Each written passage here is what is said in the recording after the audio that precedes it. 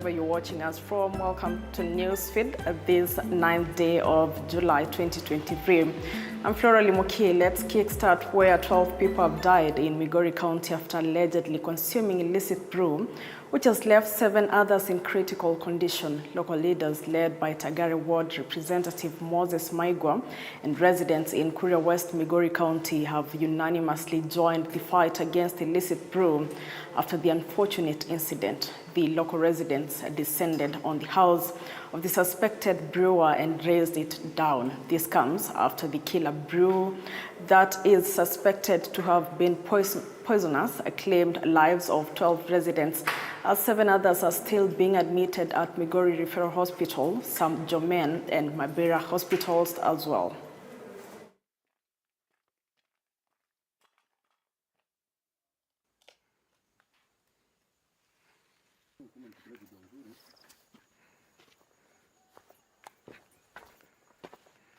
Kama mwakilishi wa watu katika wodi yetu hii ya Tagare ambayo ndimeathirika zaidi na hili janga, ningependa kuomba wale ambao wamepewa nafasi ya kuhakikisha ya kwamba wananchi wanakaa wakiwa na security katika hii area, akiwemo assistant chief, wakiwemo ma chiefs, wakiwa ACC na DCC na hiyo hierarchy yote mpaka huko kwa national.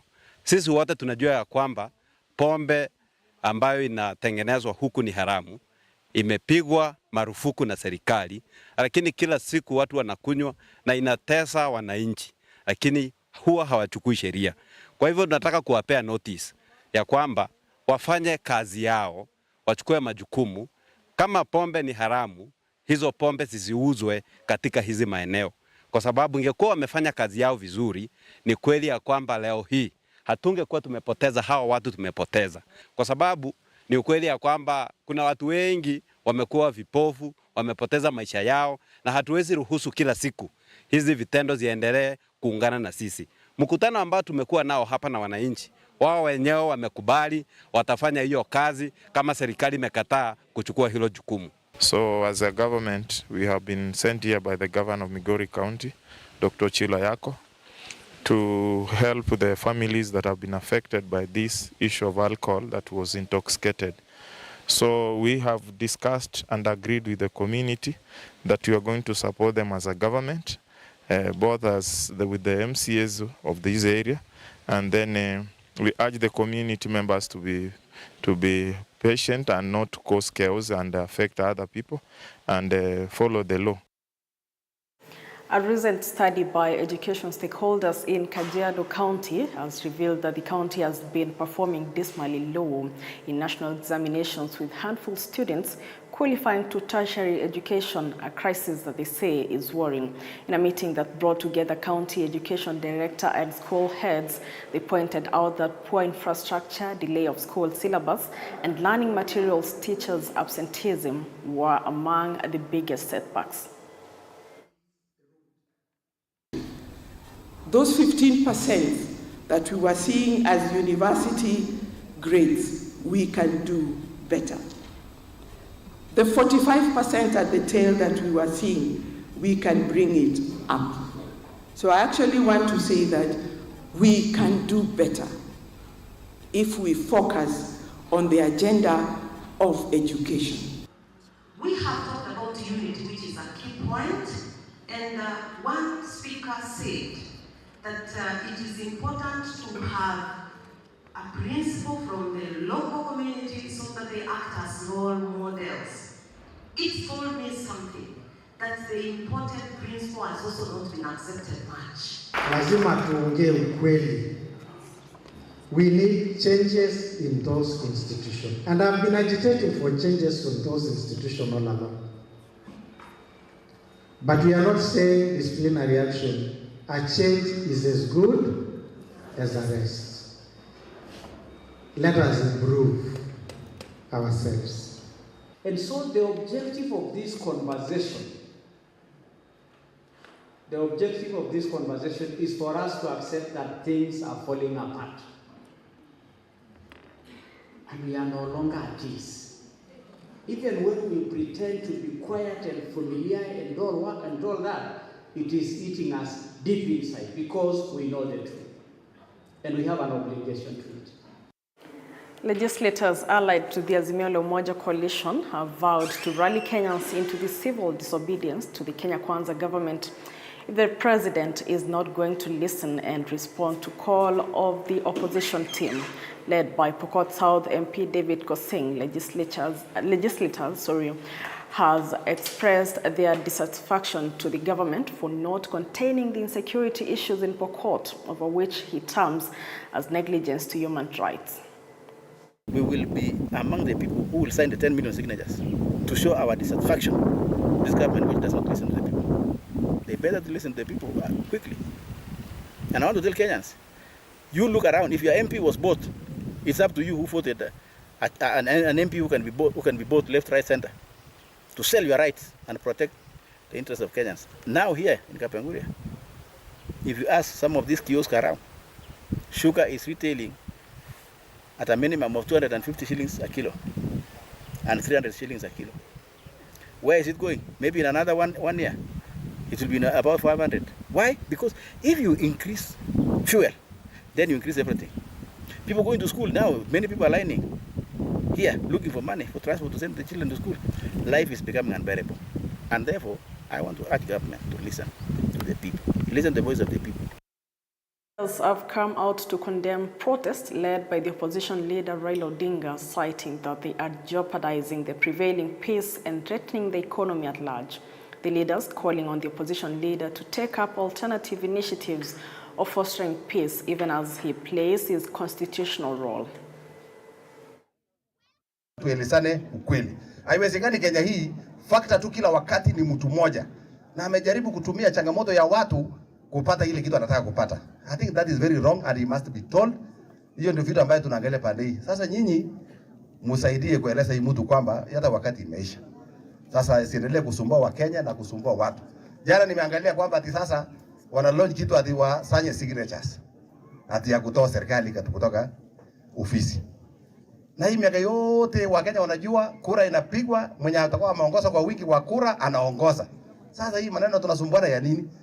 Kama bado ako na anajiamini, aongoje tu mpaka 2027. Turudiane tena kwa debe. Tuone vile itakuwa. Lakini siku atukutumia mashortcut, kutumia kusumbua watu na kufanya uchochezi kwa Wakenya hii. Tunakubali kwamba kuna shida Kenya hii. Lakini wewe unaweza wa bibi leo na kesho umwambie nipatie mtoto. Honestly yani. Si lazima kukue na process kidogo kidogo hivyo miezi 9 ndio hiyo alafu mtoto afanya nini? Sasa sisi tuko hapa, Mheshimiwa Raila ako hapa anasumbua all over. Kwa sababu bila amani, na nilisema juma lingine nikiwa kule Bonchari, bila amani hatutakaa hapa vile tumekaa hapa. Jana nimekuwa Nairobi. Wakati nilifika tu katikati ya jiji, nilisikia tu pop mara moja. Nikaona hao watu wengine waizi ambao wanataka advantage, wengine wakikimbia mahali tuko watunyang'anya simu zetu. Nikaona kina mama wanaanguka, hata wengine wataka kuacha watoto wao, ya kwamba amani imeharibika. Residents of Migori Constituency in Cardiado County have called for splitting of the constituency so as to enable effective service delivery to them. The residents have reiterated that they are facing challenges when it comes to bursary allocations to their students due to the vast population covering the constituency. Ruiru Member of Parliament Simon Kingara has urged the government to increase the NGCDF allocation to the constituency to expansive areas such as the one he is representing so as to efficiently serve constituent members. Mgao wa pesa za serikali hasa NGCDF money inatokana na maeneo bunge. Lakini ukiangalia eneo bunge la Ruiru ni kama maeneo bunge mawili. Ukiangalia pale Githurai kuna DCC Githurai, ukikuja hapa Ruiru tuko na DCC Ruiru. Kwa hivyo ni kama maeneo mawili lakini mgao ni mmoja. Kwa hivyo ombi langu mambo ni mawili. Aidha eneo likatwe mara mbili au kiwango cha NGCDF kiongezwe maradufu. Huo ndio mwelekeo. Na ningeomba Wakenya wote hasa wa Mlima Kenya tuongee kwa kauli moja. Tuone tumepata riziki yetu kulingana na wingi wetu. kwa sababu isingekuwa ni vile tumepata ziada, ingekuwa changamoto kupatia hawa watu wote wako nyuma yangu karo, na kama hawangepata ni kuonyesha sisi hatujawatumikia vilivyo. Sasa naomba serikali wasaidie mheshimiwa Keng'ara au waongezee ile pesa ya especially ya basari, kwa sababu vile kuna watu wengi the same case, kuna watoto wengi sana wa shule, we are really suffering.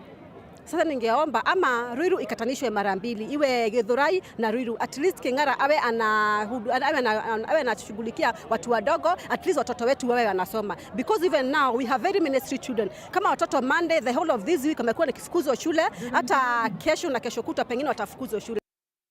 Students pursuing various courses at the Kenya Medical Training College KMTC Isiolo campus now have a major reason to smile following the unveiling of a modern hostel block that will enable them to reside within the school compound. Speaking during the facility unveiling ceremony yesterday, Swahili County Deputy Governor Dr. James Lowassa expressed the county government commitment to ensure that in partnership with the KMTC board, students at the institution get the best in terms of infrastructure and human resource. As a county, we know we'll support you where possible. And as the CEC Health, we have to ensure that this hospital has all the right personnel, all the right departments, and all the right specialists to ensure that you get the best when you go there and ask your questions. We also cannot forget to thank KMTC Board of Directors and our senior managers who are represented here by those present. We are so grateful because the support that they have accorded us has helped us to mount 4 programs. We've come here so that we can collaborate better, and we have already collaborated a lot since this campus was established in 2016. So it has been a joint project, and in the meetings that we had at the governor's office, we are happy to be assured that this joint endeavor is going to continue so that this campus can grow and grow and grow. We celebrate the County of Isiolo for the infrastructure that we have in this campus. We thank you, Your Excellency, for the security you offer to this campus. Indeed, from the gate, we feel secure, and we know that our students who are learning in this campus have no worries about their security. Hundreds of Catholic men in Kenyans County joined together in a singing competition in which the aim was not just winning but having unity and sharing the challenges they face as a head of family. According to James Makumi, Riara Parish Men's moderator, it was a good gesture and allowed Catholic men from all parts of Kenyans County to have fun in songs competition and more so uniting as one. His sentiments were echoed by men from different parishes saying they enjoyed the day and were happy to showcase their talents.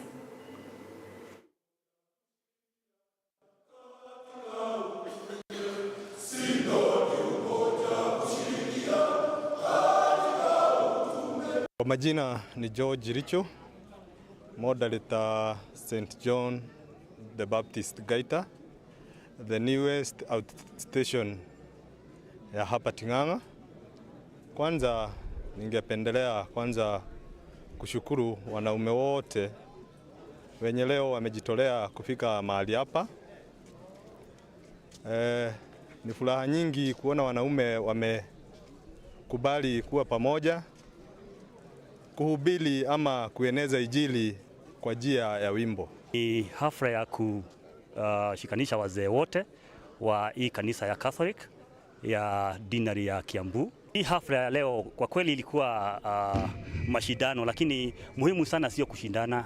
Muhimu sana ni ile ya kuabudu pamoja na kushirikiana pamoja. Leo ilikuwa siku muhimu sana kwa wanaume kukuja haswa kukutana na wanaume, tusherekee, tujuane, tupate marafiki wapya na pia tucheze wimbo yenye inashikanisha wanaume. So tunafurahi sana kukuja hapa Ting'ang'a na tunafurahi tumeona hakuna mtu hawezi iba wimbo. Muranga County is set to launch a series of agricultural exhibitions across all its 9 sub-counties so as to educate farmers on modern farming techniques so as to increase productivity. Agricultural stakeholders drawn from all spheres of the county have arrived into a conclusion of developing a farmer-centered mechanism in reviving agriculture in the region. We will be having individualized exhibitions, and we are starting in Kegumo, and we will actually be starting on 21st. And what we will be doing is every cooperative in Kegumo will be coming and we will be showing to them the team that will be working with them as extension in livestock, in veterinary, in crops, various crops, because Kegumo has is blessed with a number of commodities, starting from bananas all the way to tea, and going from mangoes to coffee. So we look for the possibility of anybody who is involved in those to actually come. But we will not leave them when we are not convinced that those committees will have an attached group of extension people. The youth will also be trained so that they can become extension workers. Our desire is to see ourselves aggregating our produces together. Aggregation then means you are able to buy the inputs together and enjoy the economies of scales and negotiation for the farm inputs.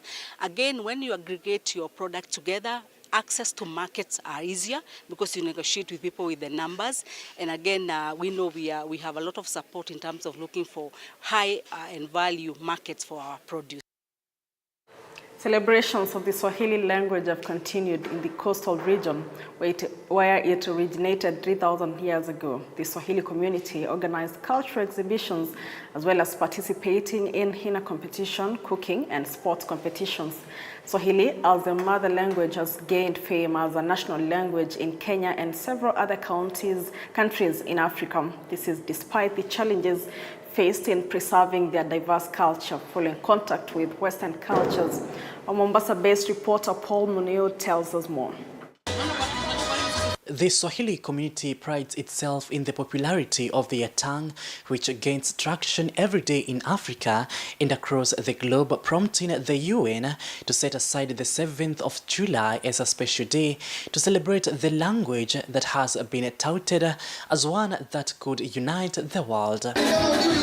Swahili words such as Hakuna Matata and Jambo has made Swahili even more famous. Kiswahili ndo lugha ambayo tumezaliwa nayo na ni lugha tamu moja ulimwenguni ambao kwamba watu wote nje wanapigania wapate kujua Kiswahili. From their way of dressing to their songs, decorations, drawings, natural medicines, and food, among others, were displayed outside the Fort Jesus on Saturday to remember, embrace, and even educate each other about their origin. Utamaduni wetu huwa tuna variety of food ambao vimeanza kuanzia mababu wetu na manyanya wetu kutoka na kitambo. Tuna sambusas, tuna makababu, tuna mkate wa mayai ambao umeanza kuanzia manyanya zetu na babu zetu kutengeneza. Tulikuwa hatuna mahospitali, tulikuwa tukitumia tiba za kiasili, na siku hii ni muhimu kwetu kuweza kuienzi.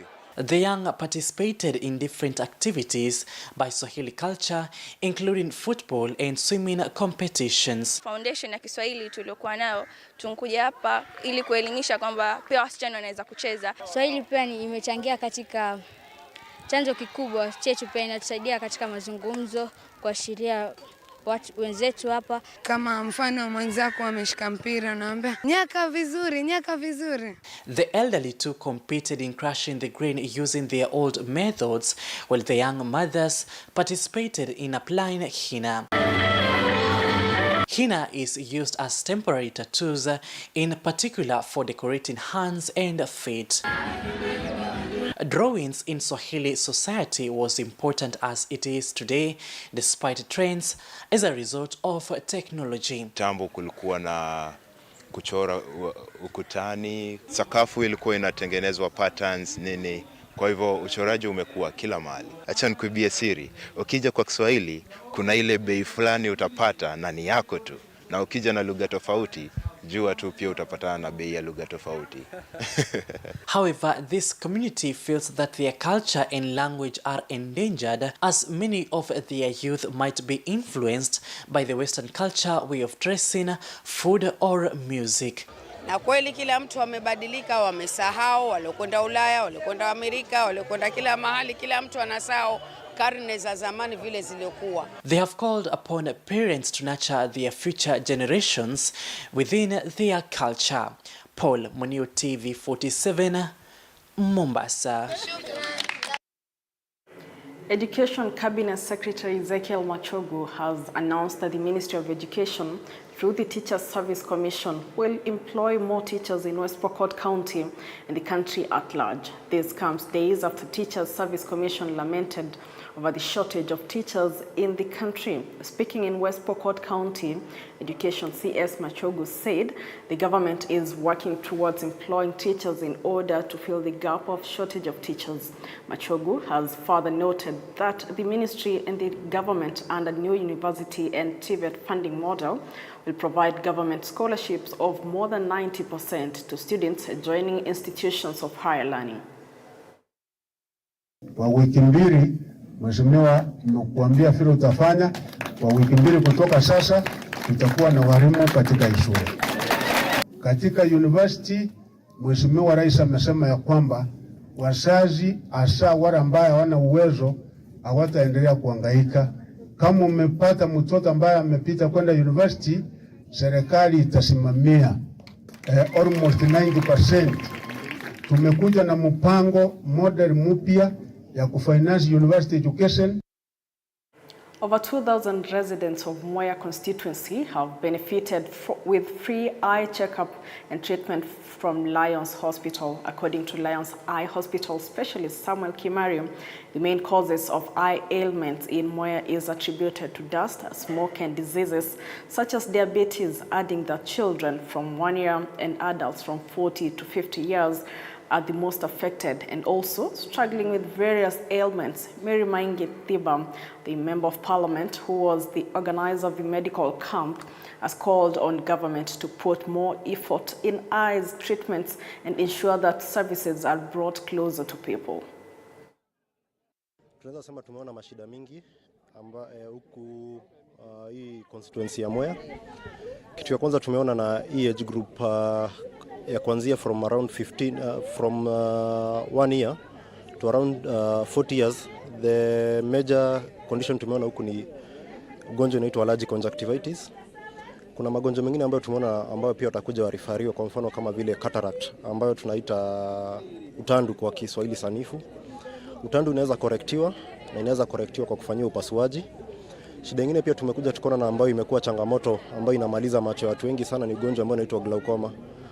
Glaucoma ni ugonjwa ambao inakuwa pressure ya macho ambayo inakuja inaharibu mishipa ya macho, mwisho inakuja inafanya watu wanashindwa kuona. Mashida nyingine pia tumeona na ambayo imeweza korektiwa ni mashida ya refractive error. Refractive error kwa njia ufupi ni shida ambayo mtu anashindwa kuona lakini inaweza korektiwa kwa kutumia miwani. Shida nyingine ambayo tumeona na pia inaweza korektiwa na surgery ni tunaita squint ama kwa lugha ya mtaa, macho chongo ambao unapata macho imeangalia kando. Mashida nyingine pia tumeweza kuona ni magonjwa ambayo yanatokana na sukari ambayo inaweza fanya mtu anakuwa kipofu, yenye tunaita kwa diabetic retinopathy. Kuna wenye tumeweza kuwapata na hiyo shida na pia tumeweza kuwarifa. Na uzuri wa diabetic retinopathy ikipatikana mapema, kuna intervention inaweza fanywa na izuie hii shida isije ikaendelee kuja ikafanya mtu akakuja akapofika. Like you can see, we are with Lion Hospital here, who have promised that they are going to take care of all the surgeries arising from cataracts or anything else that require to be operated on. That is all going to be done free. And in sports, KCB Rugby Football Club Sunday afternoon qualified into the semi-finals of the second leg of the National Rugby Sevens circuit. They drifted sevens after subjecting Kisumu RFC to an embarrassing 1-0 thrashing in their quarter-final clash at the Mombasa Sports Club. Captain